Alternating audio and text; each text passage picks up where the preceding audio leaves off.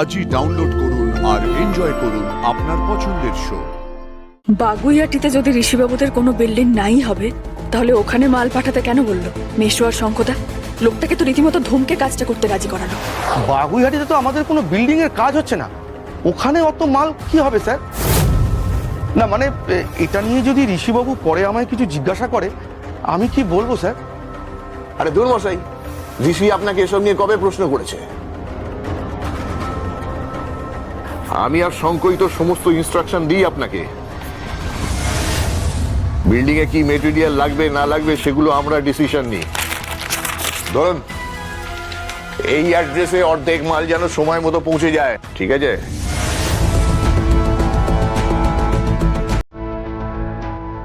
বাগুইয়াটিতে যদি ঋষিবাবুদের কোনো বিল্ডিং নাই হবে, তাহলে ওখানে মাল পাঠাতে কেন বললো মেশো আর শঙ্কদা? লোকটাকে তো রীতিমতো ধমকে কাজটা করতে রাজি করালো। বাগুইয়াটিতে আছেটা কি? ঋষিবাবু কি জানেন ওখানে এত মাল পাঠাবে এরা? শঙ্কদাদের কথা শুনে তো সেটা মনে হলো না।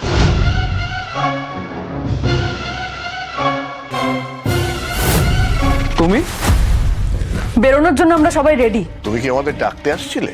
হ্যাঁ, কোর্টে যাবেন না আপনারা? হ্যাঁ, যেতে তো হবেই। দিদিভাই ওদিকে যা করছে, আজকে ঋষিকে না আনতে পারলে কিন্তু। এই, তোমরা এখানে কি করছো?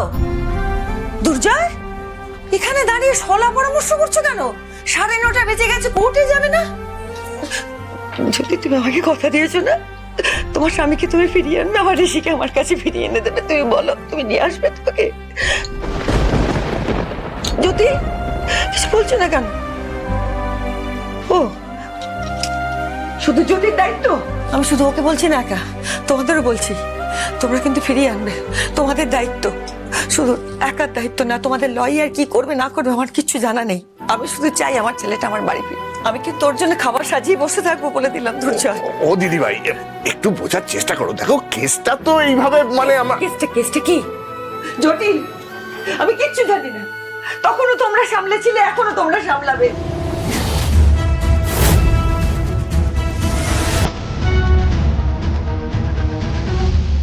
আমার ছেলেকে আমার বাড়িতে চাই, আমার কাছে চাই, আমি বলে দিলাম। আমার আর কিচ্ছু জানি না। জ্যোতি, জ্যোতি তুমি বলো, তুমি ভরসা দিতে পারো একমাত্র। জ্যোতি, আমার কারোর উপর ভরসা নেই, শুধু তোমার উপর ভরসা। তুমি বলো আমার ছেলেটাকে ফিরিয়ে দেবে তো?